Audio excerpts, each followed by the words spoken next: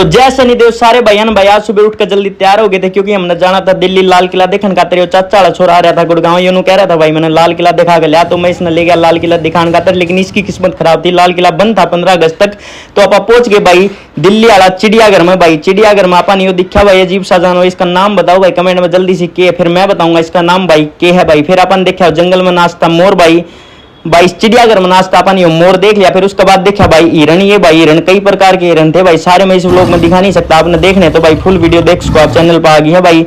फिर अपन ये देखा भाई तेन भाई देख लो बालक ने कुकर छेड़न लागे नू नहीं मेरा यो बाहर आ गया तो किस किसने छेड़ेगा। फिर अपन देखे भाई ये हाथी भाई यो गच व्यू था भाई, हाथी इंडियन एलिफेंट है भाई, 1 नंबर के लागे थे। उसके बाद आप आगे थे बाहर भाई, बाहर अपन खाया बर्गर। फिर आप चल दिए थे भाई घर की तरफ मेट्रो में बैठ के भाई। तो मिल